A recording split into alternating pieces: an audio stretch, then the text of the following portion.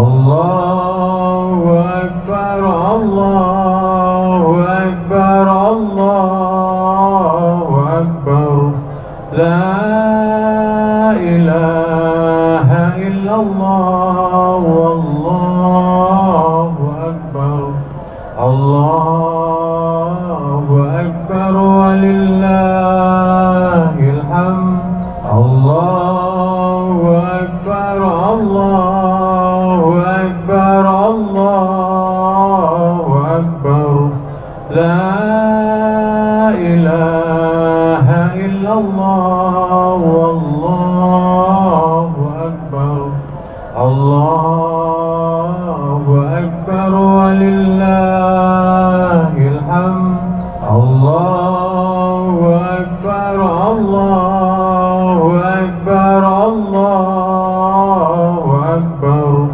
لا إله إلا الله والله أكبر الله أكبر ولله الحمد.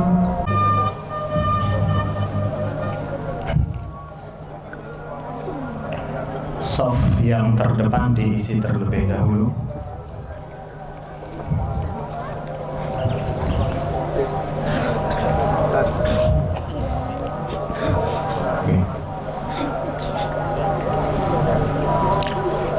Stawu tarasasu. Allahu Akbar.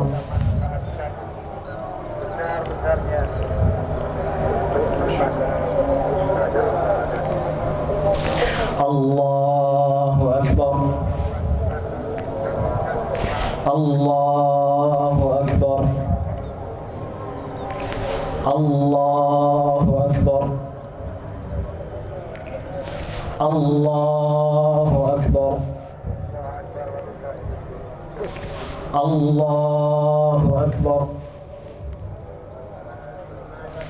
Allahu Akbar. Allahu Akbar.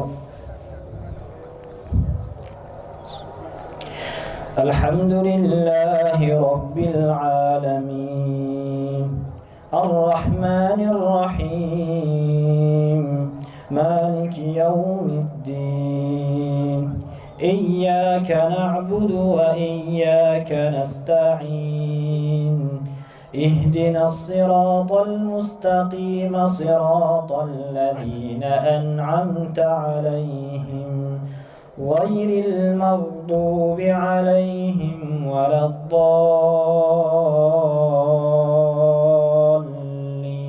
الضالين آمين.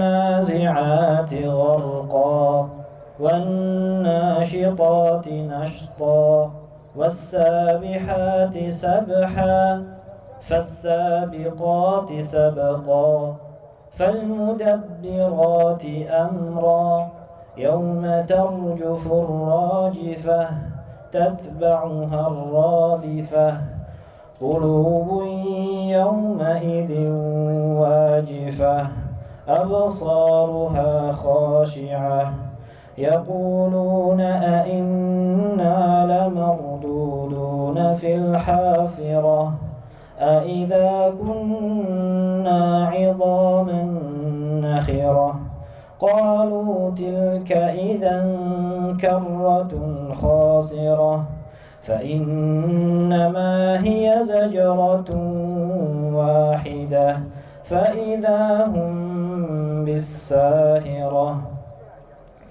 هل أتاك حديث موسى إذ ناداه ربه بالوادي المقدس طوى اذهب إلى فرعون إنه طغى فقل هل لك إلى أن تزكى وأهديك إلى ربك فتخشى فأراه الآية الكبرى فكذب وعصى ثم أدبر يسعى فحشر فنادى فقال أنا ربكم الأعلى فأخذه الله نكال الآخرة والأولى إن في ذلك لعبرة لمن يخشى أأنتم أشد خلقا أم السماء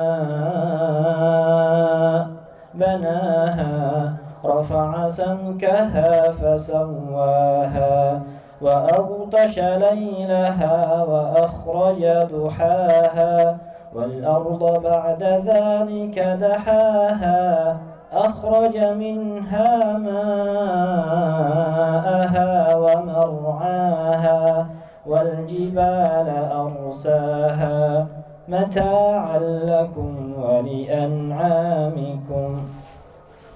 الله أكبر.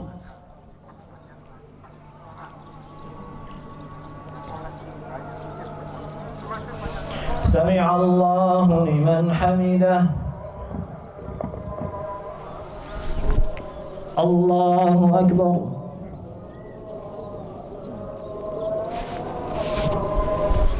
الله أكبر.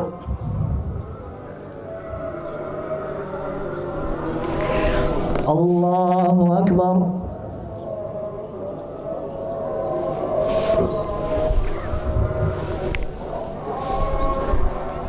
الله أكبر. الله أكبر. الله أكبر. الله أكبر. الله أكبر. الله أكبر. الحمد لله رب العالمين الرحمن الرحيم مالك يوم الدين إياك نعبد وإياك نستعين اهدنا الصراط المستقيم صراط الذين أنعمت عليهم غير المغضوب عليهم ولا الضالين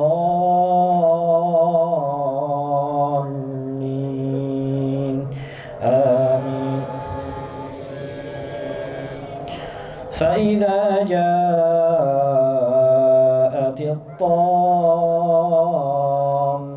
الكبرى يوم يتذكر الإنسان ما سعى وبرزت الجحيم لمن يرى فأما من طغى وآثر الحياة الدنيا فإن الجحيم هي المأوى وأما من خاف مقام ربه ونهى النفس عن الهوى فإن الجنة هي المأوى. يسألونك عن الساعة أيان مرساها فيم أنت من ذكراها إلى ربك منتهاها إنما أنت منذر من يخشاها كأنهم يوم يرونها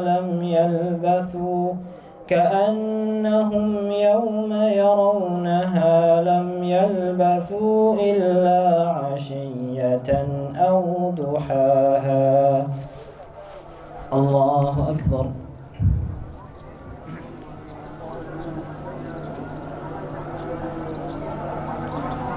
سمع الله لمن حمده.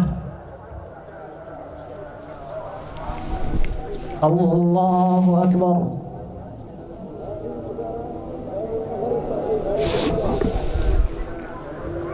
الله أكبر. الله أكبر.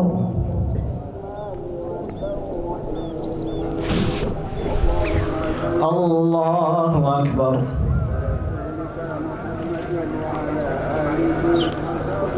السلام عليكم.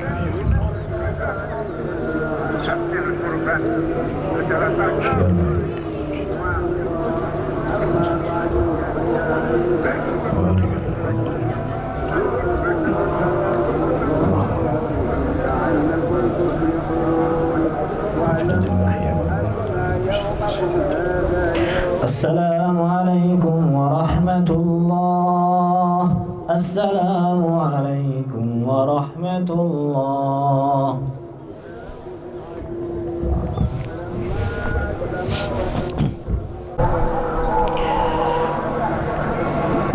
Bismillah, assalamualaikum warahmatullahi wabarakatuh. Innal hamdalillah nahmaduhu wa nastaghfiruhu wa nasta'inuhu wa nastahdihi wa natubu ilayhi wa natawakkalu alayhi wa na'udzu billahi min shururi anfusina wa sayyiati a'malina. Man yahdihillahu fala mudilla lahu wa man yudlilhu fala hadiya lahu. Asyhadu an la ilaha illallah wahdahu la syarika lahu wa asyhadu anna nabiyyana wa habibana Muhammadan abduhu wa rasuluhu la nabiyya wa la rasula ba'dah. Qala Allah jalla sya'nuhu ya ayyuhalladzina amanu taqullaha haqqa tuqatih wa la tamutunna illa wa antum muslimun. Wa qala 'azza min qail ya ayyuhan nasu ittaqu rabbakum alladzi khalaqakum min nafsin wahidah wa khalaqa minha zawjaha وبث منهما رجالا كثيرا ونساء واتقوا الله الذي تساءلون به والأرحام إن الله كان عليكم رقيبا. الله أكبر الله أكبر الله أكبر لا إله إلا الله الله أكبر الله أكبر الله أكبر ولله الحمد.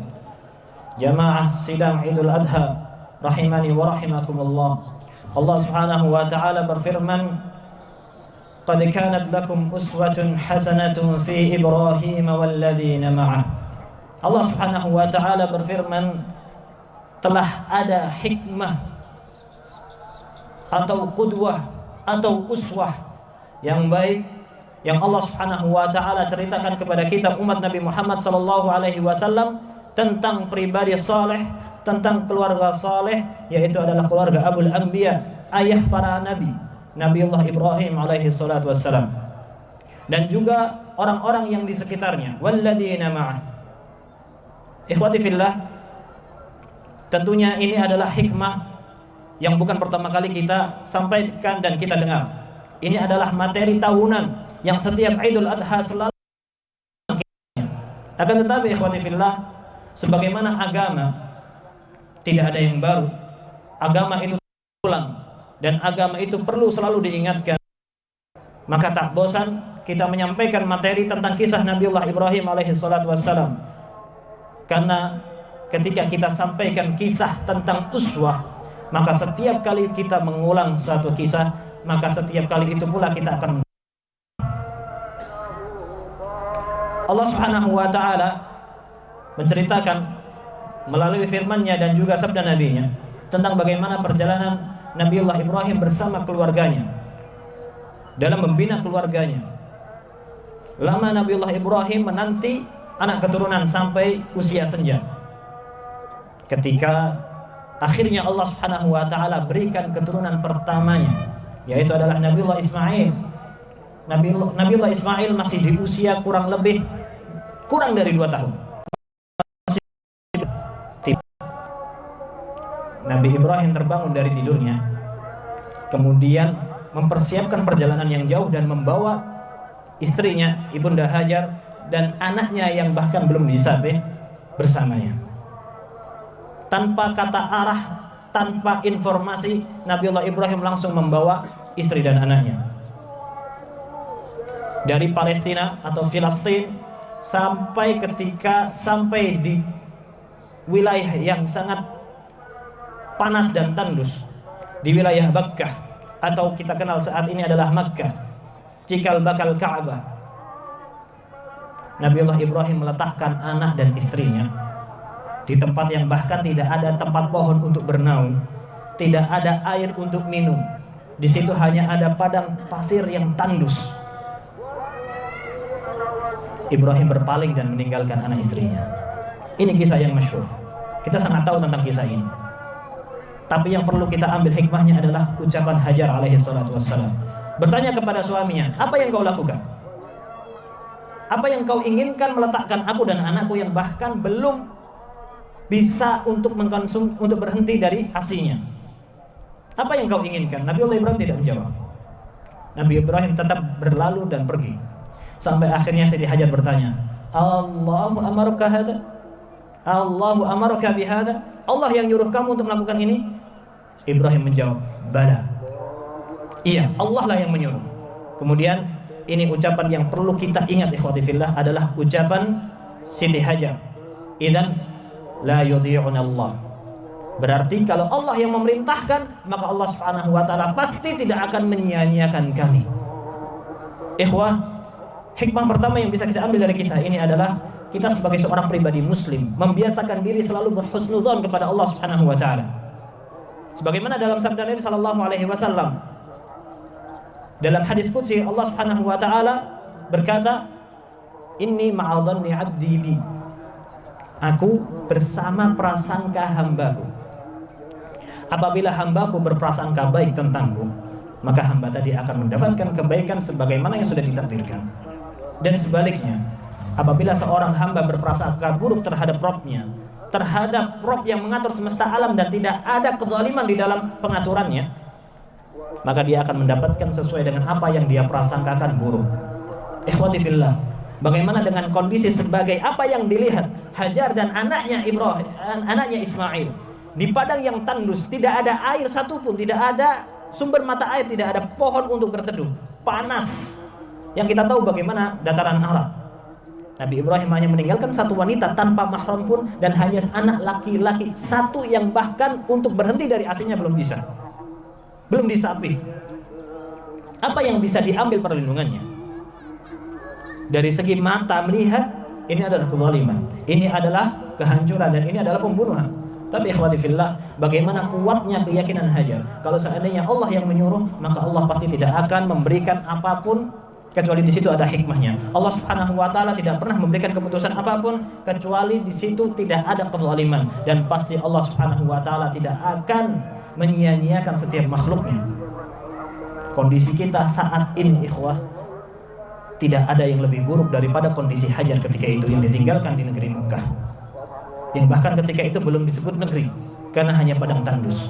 Husnudzon ya ikhwah, ketika kita mendapatkan musibah apapun, tidak perlu lihat kanan kiri, karena sejatinya masing-masing di antara kita mendapatkan musibah yang setimpal sesuai dengan kemampuannya, cobaan sesuai dengan keyakinannya, masing-masing mendapatkan cobaannya. Maka tidak perlu mendapatkan dan merasa ketika mendapatkan musibah dari Allah, ya Allah kenapa saya? Ya Allah kenapa hanya saya? Husnudzon billah, setiap cobaan yang datang kepada kita, kita langsung muhasabah. Apakah ini adalah suatu ujian yang Allah Subhanahu wa taala berikan untuk meningkatkan keimanan kita sehingga kita harus bersabar, atau justru malah ini adalah musibah atas dosa-dosa kita yang berarti kita harus segera beristighfar. Allahu akbar, walillahil hamd. Kisah tidak berhenti di situ. Adalah ketika Nabiullah Ibrahim hanya meninggalkan satu kantong makanan dan minuman, yang bahkan untuk bertahan satu hari untuk ibunya saja tidak cukup. Maka hari itu ananda Ismail, Nabiullah Ismail alaihi salatu wassalam sudah mulai menangis, membutuhkan makanan dan membutuhkan air asin. Maka Siti Hajar alaihi salatu wassalam, sebagian ulama memberikan doa as-salat dan salam kepada Ibunda Hajar. Bukan berarti beliau adalah seorang nabi. Ibunda Hajar mencari air ke sana kemari, naik ke sofa. Harapannya ingin mendapatkan air, membawanya dia harus naik ke bukit Sofa. Ketika itu bukit Sofa masih tinggi, tidak seperti sekarang yang sudah datar, masih berbuah bukit. Akan tetapi rasa lelahnya ketika harus mendaki bukit Sofa, tidak menemukan air, dan rasa rindunya dan khawatirnya meninggalkan anak kecil di bawah tanpa ada yang mengawasi, membawanya kembali turun. Ketika sudah di sisi Nabiullah Ismail kembali menangis. Yang itu membuat Siti Hajar kembali naik ke Bukit Sofa untuk mencari air. Tidak lama ternyata di sana tidak ada air, dan kerinduannya dan kekhawatirannya meninggalkan anak tanpa pengawasan membawanya kembali turun. Dan itu terus dilakukan oleh Ibunda Hajar sampai kurang lebih 7 kali. Ke Sofa, ke Marwah, kembali lagi ke Sofa dan ke Marwah sampai 7 kali. Sampai akhirnya ternyata Ibunda Hajar menemukan air justru ada di kaki Nabiullah Ismail, yaitu adalah sumber Zamzam, yang sampai saat ini masih ada sumbernya. Maka ikhwati fillah azanillahu wa iyyakum, hikmah yang bisa kita ambil dari perjalanan Siti Hajar di sini adalah hikmah yang kedua. Kita sebagai orang tua, sebagai seorang muslim adalah giat dan semangat dalam mencari nafkah. Dan itu adalah perintah Allah Subhanahu wa taala. Selama kita masih tinggal di dunia, kita masih hidup di dunia, kita hidup dengan apa yang ada di dunia, kita gunakan ini untuk akhirat. Bukan berarti kemudian kita berpasrah, ya Allah, aku hanya mencari akhirat, aku tidak mau mencari duniamu. Kita masih hidup di dunia, kita masih membutuhkan hal-hal yang sudah dijadikan sunatullah sebagai penunjang kehidupan kita. Maka mencari nafkah untuk mencari penunjang adalah yang Allah Subhanahu wa taala perintahkan. Mencari nafkah yang halal adalah menjadi perintah Allah Subhanahu wa taala. Bahkan Rasulullah sallallahu alaihi wasallam memuji perjuangan seorang sahabat dalam sabdanya, la ayyatatiba ahadukum husbatan ala khairun lahu min ayyas'ala ahadan fayu'tiyahu aw yamna'u. Seseorang di antara kalian ada yang sampai mengikat kayu bakar, mencari kayu bakar, kemudian mengangkatnya di punggungnya, mencari kayu bakar secara manual, tanpa alat, tanpa pembantu, tanpa alat bantu sekalipun, ditaruh di pundaknya. Itu jauh lebih mulia, itu jauh lebih baik daripada salah satu di antara kalian meminta-minta kepada saudaranya, dikasih atau enggak? Dikasih dan tidaknya tidak menurunkan, tidak mengangkat status bahwa meminta-minta itu adalah buruk. Maka ikhwati fillah, ini yang perlu kita tekankan adalah Allah Subhanahu wa taala dan Rasulnya memuji seorang muslim yang mencari nafkah dengan keringatnya sendiri, bukan meminta-minta kepada saudaranya. Maka apapun yang menjadi profesi kita, apapun yang menjadi pekerjaan kita, seharusnya kita tetap tegak. Karena sebagai seorang muslim, kita harus berbangga dengan akidah dan keyakinan kita, tanpa harus merasa malu dengan apapun profesi kita. Karena selama profesi itu halal, maka itu adalah suatu hal yang diridai Allah Subhanahu wa taala, dan itu merupakan perintah, dan itu merupakan jihad dan perjuangan. Tapi tetap digarisbawahi ikhwah, adalah mencari harta yang halal. Sebagaimana Rasulullah sallallahu alaihi wasallam menekankan dalam satu hadis, la yadkhulul jannata lahmun nabata min suhtin abada. Tidak akan masuk surga daging yang tumbuh dari harta yang haram sama sekali. Tidak akan pernah masuk surga daging yang tumbuh dari harta yang haram. An-naru aula bih.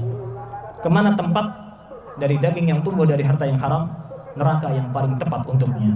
Itu Rasulullah SAW yang bersabda. Maka ikhwati fillah, memang kita diperintahkan untuk bekerja, tapi bukan berarti kemudian serampangan halal haram diambil, mana yang ada uangnya diambil. Bukan seperti itu. Pribadi seorang muslim tetap harus mencari mana yang halal dan membedakan, kemudian meninggalkan mana yang haram. Hikmah yang ketiga ikhwati fillah, kisah berlanjut ketika Nabiullah Ismail alaihi salatu wassalam akhirnya beranjak dewasa. Kemudian Nabiullah Ibrahim berkunjung ke Mekah untuk menemui anak dan istrinya. Untuk kesempatan bersua yang baru didapatkan oleh Nabiullah Ibrahim setelah bertahun-tahun meninggalkan anak istrinya di negeri yang tidak dikenal orang, Nabi Ibrahim akhirnya bisa melepas rindu dengan anaknya yang sudah beranjak dewasa, yang bahkan tidak pernah melihat pertumbuhannya. Turun wahyu perintah berikutnya, sebagaimana dalam firman Allah Subhanahu wa taala dalam surat As-Saffat, falamma balagha ma'ahu as-sa'ya qala ya bunayya inni ara fil manami anni azbahuk fanzur madza tara. Ketika anak Ismail sudah beranjak dewasa, Nabi Ibrahim mendapatkan perintah untuk menyembelih anaknya Ismail. Ikhwati fillah, meninggalkan anak di Mekah sejak kecil sampai dewasa tanpa pernah bersua, itu adalah suatu ujian yang sudah berat.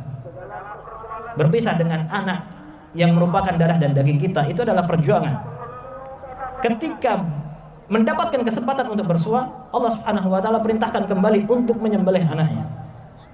Maka ikhwati fillah, ini membutuhkan pengorbanan yang besar.